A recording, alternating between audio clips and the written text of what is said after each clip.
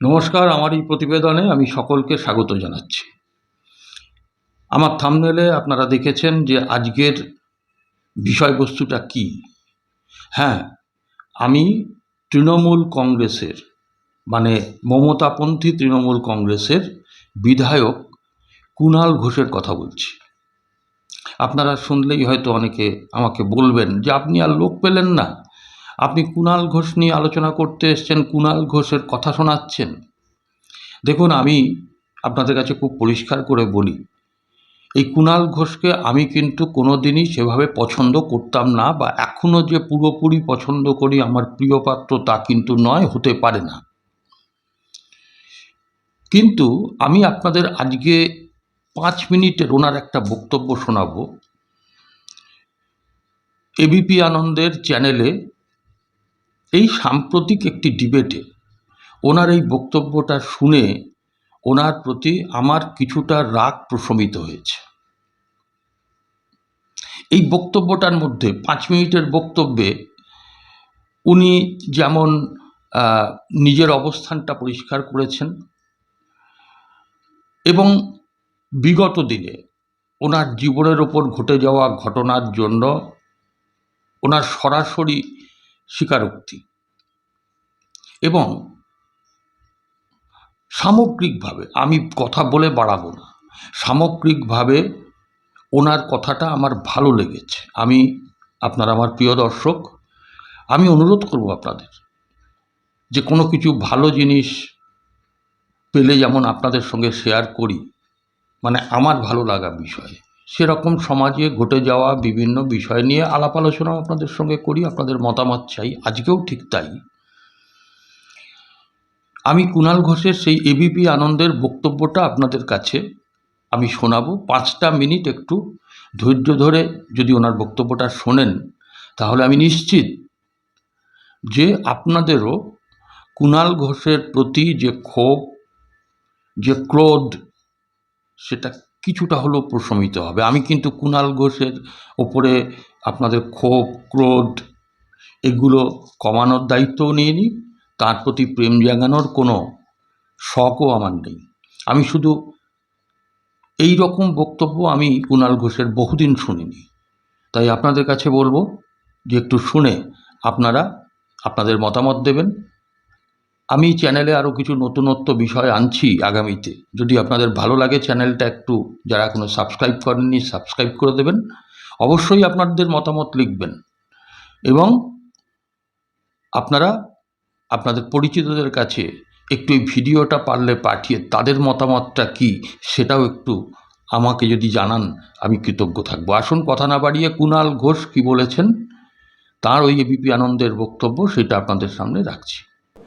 আপনি বলুন তো, এবার সিরিয়াসলি বলি, দলটা যখন ক্ষমতায় ছিলাম, মুখপাত্র ছিলাম, যেটা বিশ্বাস করেছি, আমাদের মুখপাত্রদের কাজ কি? আজকে শতরূপ যদি থাকে, যদি দেবজিৎ থাকে প্রধান মুখপাত্র, এটা ও বলে নয়, মুখপাত্রদের কাজ তার পার্টিকে রিপ্রেজেন্ট করা, পার্টির ভালোটা আরও ভালোভাবে বলা, খারাপটাকে মেরামত করা। খারাপটা সে পার্টির ভেতরে বলবে, সে মাইকে দাঁড়িয়ে এখানে বলবে না। তার মানে কি একটা খারাপ জিনিসকে দেবজিৎ সাপোর্ট করছে? না। এখন আমি সেখানে কি বলবো, একটা দল ক্ষমতায় ছিলাম, তখন তো আমি সবাইকে দেখেছি, দিদি দিদি দিদি দিদি। এই প্রসূনবাবু করেননি good morning madam, good evening madam, করেননি? আজকে তারপরে দলটা ক্ষমতায় নেই। আর আমি তো বলছি, আমার দল যখন ক্ষমতায় ছিল তখন আমাকে জেলে পাঠিয়েছিল এই দলেরই কিছু লোক। তা আমার কাছে ক্ষমতা কি? গত 5 বছরে একটা কমিটিতে ছিলাম না যে আমাকে এখন রিজাইন করতে হবে। আমি আছি আমার মতো মানুষের সঙ্গে, পাড়া, ক্লাব, রাজনীতি আমার কাজকর্ম নিয়ে। তো এখন যারা দিদি দিদি দিদি দিদি করেছেন, চাঁচলে ওনার টিকিটের দেওয়ার জন্য কজনকে ফোন করেছেন জিজ্ঞেস করুন তো ওনাকে, এখানে বসে আছে আমি বলছি। তখন মনে ছিল না যে এই মমতা ব্যানার্জি আর অভিষেক ব্যানার্জি আপনাদের পছন্দ নয়? কেন দাঁড়িয়েছিলেন তখন মমতা ব্যানার্জি আর অভিষেক ব্যানার্জির পার্টির হয়ে? আমি ক্ষমতায় থাকলে আছি আর ক্ষমতায় না থাকলে নেই, এটা আমি এই সুবিধাবাদী হতে পারবো না। বা আমার মতো অনেক কর্মী আছেন, আপনি আমায় খারাপ বলতে পারেন, আমার দলকে খারাপ বলতে পারেন, হেরে গেছি বলতে পারেন, আপনার চোখে আমি খারাপ হতে পারি, কিন্তু কুণাল ঘোষ বেঈমান নয়। জেল জীবনের পরে আমি একটা কারণে থেকে গেছি তৃণমূলের সঙ্গে আনুগত্যের পরীক্ষা দিতে। মুকুল রায় থেকে, আমি নাম বলতে চাই না আর কারুর, আমার বাড়িতে পাড়ার বন্ধুদের সকলকে বুঝিয়েছেন, আমি ছাড়িনি। রাজনীতি করে কিছু করে খাওয়া আমার অভ্যাস নয়, আমি আছি। কিন্তু যাদের, প্রসূনবাবু আপনাদের এত কষ্ট এখন মনে হলো? শেষ 4 বছরে আমি তো প্রায় 3 বার সাসপেন্ড হয়েছি পার্টি থেকে, উচিত কথা বলে দিয়েছিলাম বলে। তখন তো আমার পাশে কোনো বিপ্লবী ছিল না। আমি সাসপেন্ড হয়েছি, আমি ফিরে এসেছি, আমি বক্তৃতা করেছি। আপনি তো পুলিশ ছিলেন মশাই, কত সম্মানজনক জায়গায় ছিলেন। আপনি তো এই মমতা ব্যানার্জির জন্যই আপনি এলেন এখানে। আর রেজাল্ট বেরোনোর পর যখন দেখলেন মমতা ব্যানার্জি মুখ্যমন্ত্রী নেই, মমতা ব্যানার্জি খারাপ, মমতা ব্যানার্জির 10টা গুণ থাকতে পারে, 10টা দোষও আপনার চোখে থাকতে পারে, কিন্তু একজন মহিলা, আমারও অভিমান আছে ওনার উপর, মহিলা কান দিয়ে দেখতেন, আজকে লোক চিনতে পারছেন। একজন মহিলা, তার বাপের বাড়ির কোনো সাপোর্ট নেই, শ্বশুর বাড়ি বলে কিছু নেই, পয়সাওয়ালা ক্ষমতাশালী বাবা নয়, প্রভাবশালী স্বামী নয়, একা লড়ে একটা জায়গাকে দাঁড় করিয়েছে। তার ঠিক ভুল সব আপনি বিচার করুন, কিন্তু দাঁড় করিয়েছেন একটা মহিলা, এবং তার উপর দাঁড়িয়ে আমরা কেউ এমএলএ, কেউ অমুক, কেউ তমুক হয়েছি তার স্ট্রাগলের উপর ভর করে। একটা ভোটে সেই মহিলা ক্ষমতাচ্যুত হয়েছে, আমাদের উচিত ছিল তো তার পাশে গিয়ে দাঁড়ানোর, তার বদলে পিঠে ছুরি মারার রাজনীতি চলছে। এটা হয়?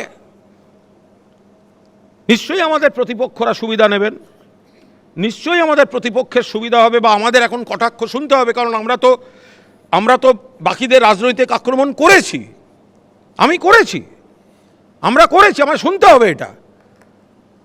বাট আমি মমতা বন্দ্যোপাধ্যায়কে ছেড়ে নড়ব না, কারণ আমি আজ এমএলএ, প্রসূনবাবু আজ এমএলএ। অনাস্থা আর মমতা বন্দ্যোপাধ্যায়কে সরাতে চাইছেন, কারণ মমতা বন্দ্যোপাধ্যায়ই ওনাদেরকে এমএলএ করেছেন। প্রসূনবাবুকে আমি ভালোবাসি, আমি বসেই বললাম কি করছেন এগুলো। আজকে একটা জিনিস মুখ্যমন্ত্রীকে আমি বলেছি, এবং তার রেসপন্সও আমার ভালো লেগেছে। মুখ্যমন্ত্রী যখন দুপুরবেলা, তো আমি কিছু আমার বক্তৃতা ছিল, বিকেলে বিধানসভায় মুখ্যমন্ত্রী বক্তৃতা করছিলেন, উনি বলছিলেন কোনো করাপশনের কাউকে ছাড়া হবে না। এই বলতে বলতে তখন আমি বলি একটু কথা বলবো, উনি দাঁড়ান, আমি বলছিলাম যখন শুনতে পাচ্ছিলেন না, আমি বললাম মাইক তো হয় না, তো উনি বললেন মাইক দিতে। আমি বললাম দেখুন, আপনি যদি করাপশনের বিরুদ্ধে ব্যবস্থা নেন, পূর্ণ সমর্থন করবে তৃণমূল কংগ্রেস, কিন্তু আপনাকে আর একটা দিক খেয়াল রাখতে হবে, যারা এখন তৃণমূল থেকে একটু দূরত্ব বাড়াচ্ছে না, তারা অনেকে পাপের বোঝা ঢাকতে বাড়াচ্ছে, একটাকে ছাড়বেন না। এবং উনিও বলেছেন ছাড়বো না, একটাকে ছাড়বেন না, সে কাউন্সিলর হোক, এমএলএ হোক, এমপি হোক, একটাকে ছাড়া হবে না। এখন তৃণমূল খারাপ, এমপি এগুলো 24 সালে ভোটে জিতেছে অ্যান্টি বিজেপি ভোট নিয়ে, 5 বছরের মেয়াদ, 29-এ তো অবধি আপনার মেয়াদ আছে। যেই 26-এ সরকার উল্টে গেল, সঙ্গে সঙ্গে আমি এখন এনডিএ শরিক হতে যাব। যে ভোটার, আপনি মমতা বন্দ্যোপাধ্যায়ের সঙ্গে বিশ্বাসঘাতকতা ভুলে যান, দলের সঙ্গে ভুলে যান, কর্মীদের সঙ্গে ভুলে যান। আপনি ভাবুন, একজন ভোটার যে ভোট দিয়েছে, অ্যান্টি বিজেপি ভোটার ভোট দিয়ে একজনকে জিতিয়েছেন, সেই এমপি বলছে আমি এখন বিজেপির বন্ধু হতে যাচ্ছি। আমাদেরও দোষ, আমরাও এরকম নিয়েছি, সময় থেকে শিক্ষা নিতে হবে। আমাদের দলের বেশ কিছু ভুলভ্রান্তির মধ্যে এটাও অবশ্যই একটা ভুল, যে এই ধরনের নীতি মুকুলদা শুরু করে গেছিলেন, সেটা চেঞ্জ করা হয়নি। আর আমরা যারা সেই সময় কথা বলার কার্যত সুযোগ পেতাম না, এখন আমি কুণাল ঘোষ নই, গ্রামে গঞ্জে শহরে বুথে অজস্র কর্মী আছেন এখনো। আজকে খারাপ দেখতে লাগছে তৃণমূলকে, ভেঙে যাচ্ছে মনে হচ্ছে। আর যারা যাচ্ছে সব কজনকে একসঙ্গে দাঁড় করিয়ে দিন, 500 লোক জোগাড় করতে পারবে না এরা। এখনও মমতা বন্দ্যোপাধ্যায়ের মুখটা, ভুল ত্রুটি যদি আমরা শুধরে নিতে পারি, কর্মীরা আছেন, বিরোধী শক্তি, এবং ভুল থেকে আমরাও একটা শিক্ষা নেব। আমার ধারণা আমরা সিপিএমকেও নানা আক্রমণ করি, ওরাও আমাদের করেন। কোথাও কোথাও একটা কমন জায়গা পড়ে যায় যে এই ইস্যুগুলোতে একটা কাজ করা যায়, কংগ্রেসেরও পড়ে যায়।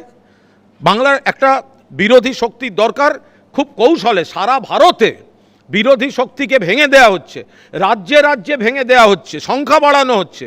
বিরোধী শূন্য এই খেলাটা গণতন্ত্রের পক্ষে ঠিক নয়। এই ভুলের জুতোয় আমরাও একবার পা দিয়েছিলাম, আজকে আমাদের ভুগতে হচ্ছে। কিন্তু এই ভোগান্তি থেকে আমরা যা শিক্ষা নিচ্ছি, আমরা এটুকু বলতে পারি, অবশ্যই অস্বস্তি হচ্ছে, আমি শাক দিয়ে মাছ ধরতে যাব না। কিন্তু আমি এখনও যারা চলে যাচ্ছেন এবং ওই দিকে যারা যাচ্ছেন যোগাযোগ আছে, মন থেকে আর্ধেকে যাচ্ছেন না,